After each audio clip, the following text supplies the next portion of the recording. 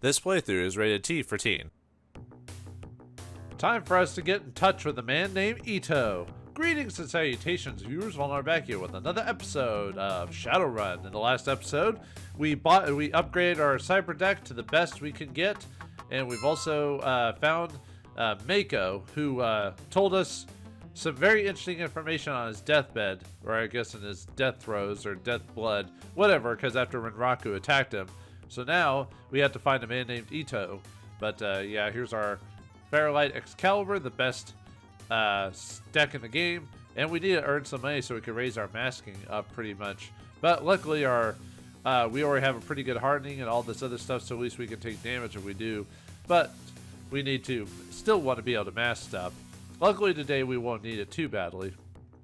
Also, let's take a look at our notebook just to remind us. Mako's orders were to keep track of Michael's progress. After the team's demise, a new project director replaced Mako. His name is Ito Ogami. So we had to find out about him. Now, if you listen to the information, he said he was in a hotel nearby. I know which hotel it is, but let's just say for some reason you just didn't want to figure out what hotel it was.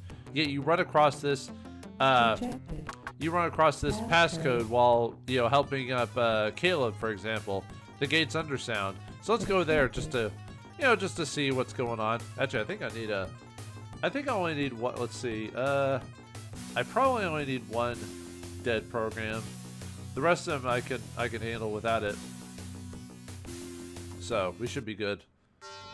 I could always equip the heal if it really came down to it. So luckily, Undersound, you can only come in once. Now the reason I want to show this off is because in the Matrix, there's certain nodes that if you download information from them, sometimes you'll get random stuff that's interested to the main plot. This is Orange 5 with a level 5 blaster, level 4 killer program. But we can beat that just easily at this point, just because our deception's so high now. Alright, when we go over here, this is a level 4 green with a level 4 barrier. Nothing we can't handle. This we should, with our Fairlight, we should be able to handle at least level 6 program, or level 6, statuses. So we should be fine. All right, this is a level 5 orange with a level 4 trace and burn and dump. I love just skimming through the Matrix, just easily, peasily. All right, let's go to this one first to download some data. Level 6, level 6 green, level 6 barrier, level 4 blaster. Gates Undersound has 5 different things you can download stuff. One, management files, financial data, system files, security files, and outdated files. Let's transfer some data to see if anything we find here. All right. Now, if you find anything that's important to the plot, you'll download that first. It'll say, "Hey, you found something interesting," but nope, we found something, but nothing that was major. So, all right, let's go to the next one. This is a level 5 green, level 5 barrier, level 4 blaster program or ice. Sorry.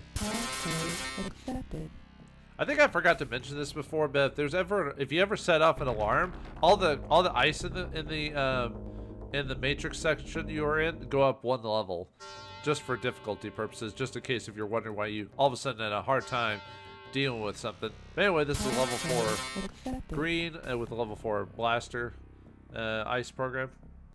Now let's transfer some data. Alright, nothing here that we needed.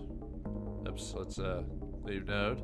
Alright, we want to go back. Let's see, where's our CPU? I might want to go to the CPU first just so I can possibly turn off the program just in case I get caught or something like that. So, yeah, an alarm adds 1 level to any ice that you deal with. So, now let's go to the CPU. This is a level 5 orange with a level 5 black ice, so we'll have to fight it. But we should be able to beat this now with our new powers. Oh yeah, I forgot to mention, there's actually 3 different things you can do while using a program. You could either attack, you can either do a heavy attack, a normal attack, or a defensive attack. I never showed those off because I'm just used to pressing the A button.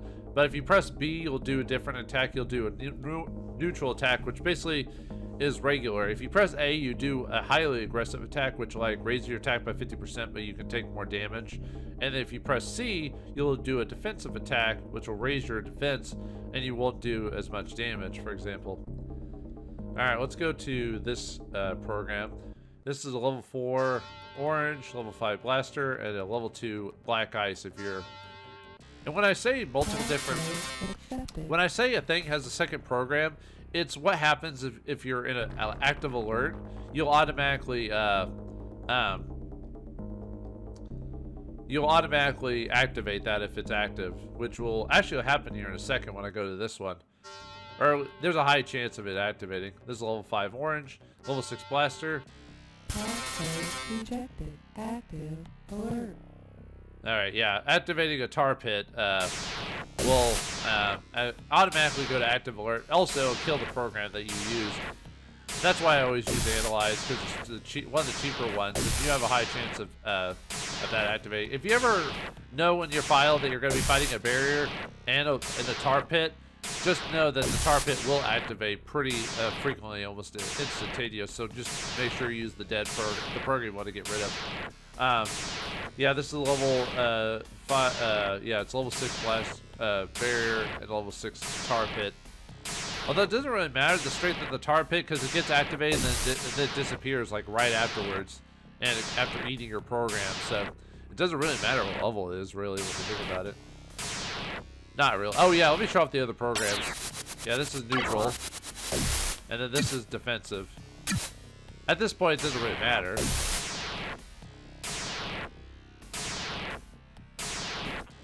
Breezy, we're still semi-missing, despite the fact that I have max computer and I've raised up my combat skill and everything. But you know, that's just how it is. Yeah, sorry for sneezing into the mic. Can't help myself. Allergies. Ah. Anyway. Alright, let's leave and go back to turn off the program or alert. That way I don't get kicked out before I do what I want to do, so. There we go. Oops, didn't mean to go all the way. Well, this is a level 4 green that I didn't mean to activate, but okay. I mean, if I was going to deal with security cameras, I guess. This had a level 5 trace and dump, but yeah, there's no reason to go here. Really, a triangle one, which you don't even need to go into unless you're doing a corp run. So. I did it again. It's supposed to automatically go to the next square, but for some reason it skips over to the triangle. I'm being too happy with my button presses. Let's try this again. Alright, let's not go to the triangle this time. I hate triangles. Why do they always have 3 points? Why? Oh, wait. There we go. Yeesh.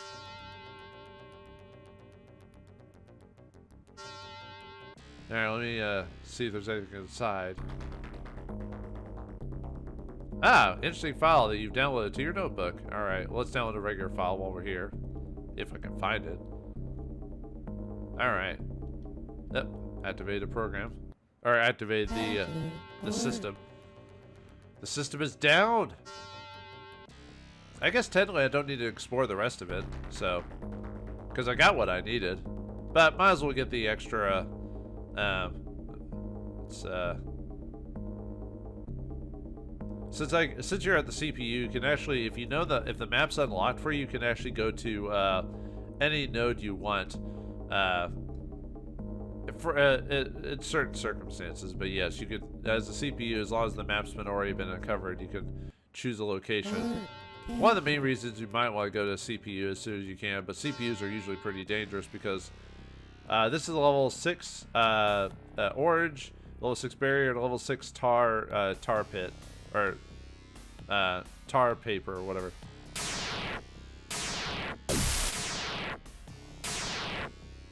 But tar paper is only activated if an alert occurs, unlike which I got an active alert, so yeah.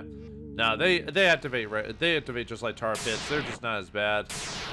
Tar paper just kicks the program into your back into your deck, so you have to re-upload it. Yeah, I need to max out my attack thing and max out my attacking skills so that way the rest of our Matrix runs will be a cakewalk for the most part. Which means more karma, more money, more missions. Yeah, half this game, well, I guess like any RPG, there's a lot of grinding of level, but I feel like in this game it's a lot worse. Because if you want to beat the game, you have to do a lot of just missions in general.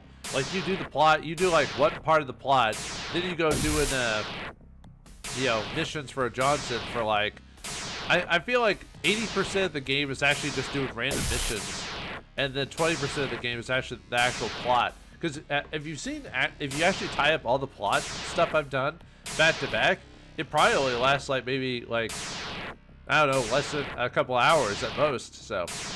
So yeah, you could say it's padding, which is fine. I mean, RPGs have done that before, but I feel like the Shadowrun for the Genesis was really trying to emulate the tabletop experience more than anything. Playing it with your friends, getting the expensive book, buying a lot of six-sided dice, rolling all six-sided dice. Shadowrun requires a lot of six-sided dice to be rolled while playing the game. Let me tell you. Technically, this game has something like that. It's all in the background, so you actually don't know what's going on. Yeah, this one's giving me trouble. Mainly because it's an active alert, so now it's a level 7 barrier. But still, doesn't mean I have to like it. Man. You think with my boosted up stats, you think I would whoops.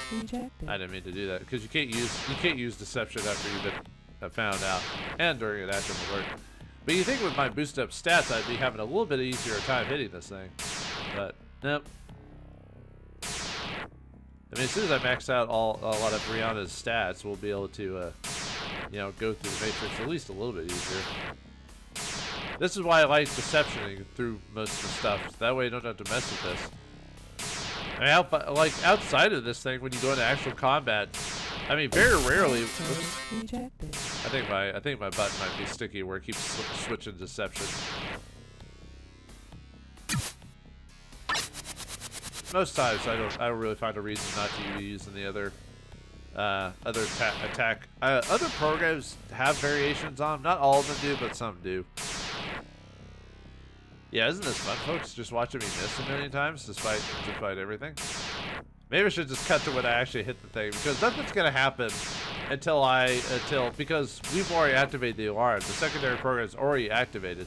And the game won't kick me out, or the program won't kick me out till I actually start going through waiting, like after the battle's over. While you're in battle, it won't get any worse because you've already done that.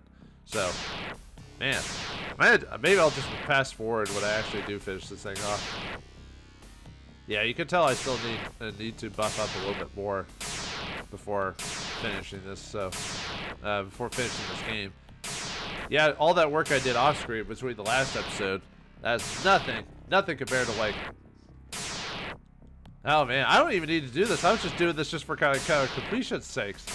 Wait till we actually do the rest of the Matrix stuff. Actually, the Matrix stuff is optional, but there's a very nice. Well, I don't know if I'd say very nice is actually appropriate. Really, it's interesting. It's more for completion's sake, really. But there is something interesting to do when you go into the Matrix itself. There's a little hidden agenda, if you know what I mean, that most people might miss the first time they play the game, because it's not required to beat the game. So, man, we got so many hits back to back, and now I'm not getting them anymore. What gives, game? What gives? I feel like we've only got like 1 or 2 more hits ready to go because my attack program's so high. Although I think it's, I'll have to look it up again, but I believe it's level 9 is the max I can get a program. I could be wrong. There's so many like little details in this game, you know what I mean? All right. You failed to operate the node successfully. What? Well, there you go. Okay. Thank you for kicking me out. Oh boy.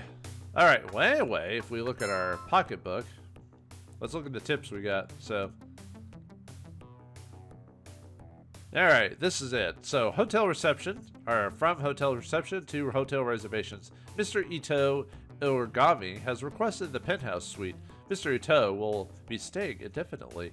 Forward bill to Renraku Accounting. So that's the thing. Like, I didn't even need to show this. I just wanted to show how you're supposed to know Mr. Ito is there, other than Mako telling you he's in a nearby hotel.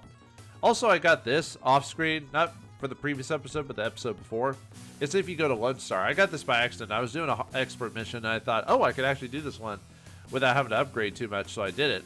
And it downloaded this. So, to all officers from Lone Star Dispatch, wanted Caucasian male, age 18 to 24. We're that young in this game? Anyway, 6'1". Preliminary reports suggest the suspect goes by the name of Joshua, wanted for questioning in relation to various crimes. I think this happens no matter what you do, even if you haven't actually done anything. It still has this, but... Alright, let's sell the data really quick before we go. Maybe we got lucky, because we do have max computer skill at this point, so we have a higher chance of getting a pretty good payday for our decking, so... Alright, what do you got for me, buddy? Useless! 800, 1,000, 3,600. There we go. The final thing we got was the most expensive. Oh, boy. I need to heal Stark really quick because the last episode he got banged up pretty badly. We're actually going to need good armor for what's up ahead. Uh-oh. A Renraku strike team bursts forth and opens fire on you. Ah! Yeah, after the incident with Mako, we have a... Wait, what? There. Oh, whoops. There we go. Yeah, Renraku now has a high chance of, after the Mako thing, Renraku has a chance of attacking you randomly. I actually shot a random dude. Hopefully no one saw that. Alright, I need to go heal really quick, so let's do that. Yep, let's just heal ourselves. I have the money, so... Alright. Awesome. Okay, so now we need to find ourselves this Gates Undersound. Gates Undersound. That's an odd name for an establishment, but you know I've heard worse before. All right, Gates Undersound is over here in the middle of town, up ahead. Be prepared before you go inside, though. I wish I really. Well, let's see. What's our money situation at right now?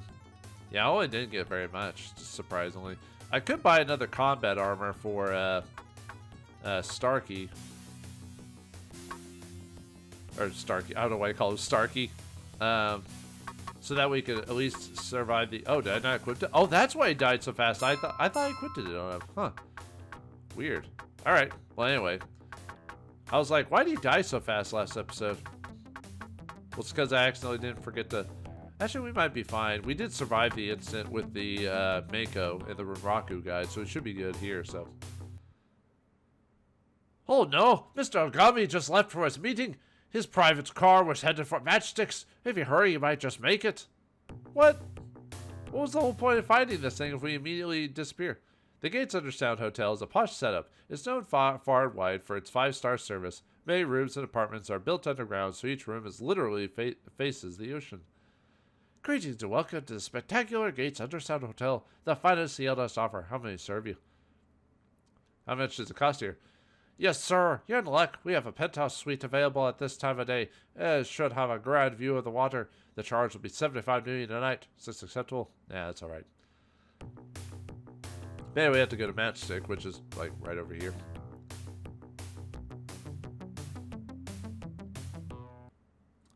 This is Matchstick, a high-class nightclub that caters to the corporate clientele of the downtown Seattle. A well-built and dressed human guards the door, cracking his IDs and cred sticks. I'd like to go in. You push your way into the club. Ito and a group of corporate types are having a meeting around a large table. Ito sees the deadly intent in your eyes and calls warning to the others. The suits scramble for their booth, fumbling amateurishly for their guns. Ito produces an Uzi, expertly handling its bulk as the others move to his defense. Even though you just wanted Ito, it seems these guys are looking for death by association. Alright, battle against the Renraku crew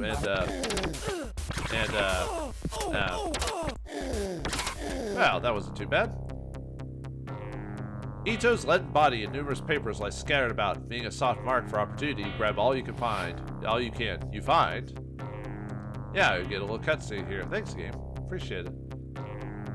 A holo picks up Michael in a heavily cybered Amer Indian. We point to Stark. Hey, it's you!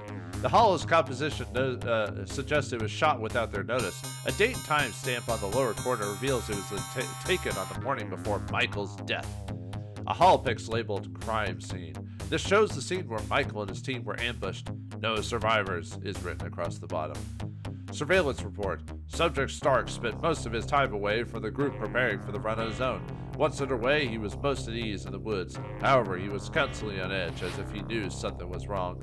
This is how you're supposed to find out about Stark before you actually find him, so I went a little ahead of schedule, but Subject Vigor was extremely hard to follow as he is expert at covering his trail, appears to work for Thawne, tracking leads and confirming information, suspected to be a top aide, but this is unconfirmed at present. Amidst the papers, you find a Renraku Corp issue cred stick with a balance of 10,000 nuyen. You quickly download the money to your cred stick before Renraku could issue a hold on the funds. The last item is a passcode for Ito's personal computer system written on a scrap of paper. Not a good thing as far as security is concerned, but a lucky break for you. Someone wrote their password on their computer screen with a sticky note. But yeah, Ito is dead. So let's take a look at our notebook now. Whoops. No, I think that's it. So anyway, Renraku suspects that Vigor and Jarl are working for Thawne. You have Ito's personal passcode. It is quite possible that all his information is still in those data stores. With Ito's dead, maybe a run against Renraku or garner something. So now we could go against Renraku, or that's suggested that we should do that, which we will do that eventually. But you know, they said something about Jarl and Vigor helping this guy. What happened if we, now that we killed Ito, are they still gonna be there?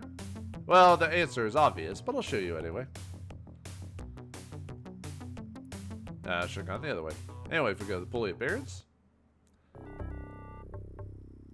and if we go to their the club they were at,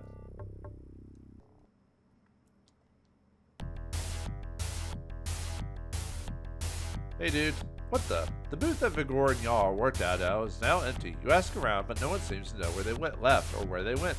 If you took a job from them, you have to come back here to cancel the job, because someone here will be like, oh yeah, you took a job from them, you're no longer bound to the job or whatever. So yeah, you can never do jobs from Vigor or Jarl ever again after killing Ito. You're done. So I wouldn't do it anyway, just because even though they pay more money, it's better to get karma in the game anyway. But yeah, if you missed their contact, too bad. You missed out on the character is not completely necessary, though he does have court badges, which are pretty good for getting through certain areas, which we actually want to use to make the fight a little bit easier to go through, which I think it costs like 6,000 to buy those. So we're going to need a bit more money and more karma. How is our karma situation going now? 10 right now, so I really need to upgrade my firearm skill. Actually, I need to up a lot of stuff. Biotech, firearms. I need to buy my my cyber stuff finally. I could get the money to finally build up my stats, which I should have been doing a long time ago, but I wanted to get my negotiations maxed out so I could get all that stuff for cheaper. Now let's see, you maxed out your firearms, so it doesn't really. Oh yeah, well actually technically I need to. Now that's maxed out, now I need to give his pistol a level 13 to make him even more awesome, which requires at least a little bit more karma. And then for you, I want to max out your SMGs. Too bad you already had. Actually, technically I could put it into pistols, because where we're about to go, I want to make sure not to draw any fire. So I need to buy Rihanna a Predator heavy pistol, or I could drop her and get a Freya. However, you might need some decking here just to save us on security stuff. It really depends on the situation. So, well, all right. Looks like Mr. Ito is dead, but that means more pieces of the puzzle. Stupid orcs, you die now. Yeah, look how easy that was. Anyway, Mr. Ito is dead, but that means Renraku has their hands on a lot of puzzles there. What does Renraku have to offer us? Will we have the skills and the chops to be able to survive going through such a dangerous place? Find out next time in the next episode of Shadowrun. Thanks for watching. Hope you enjoyed. I'll see you next time.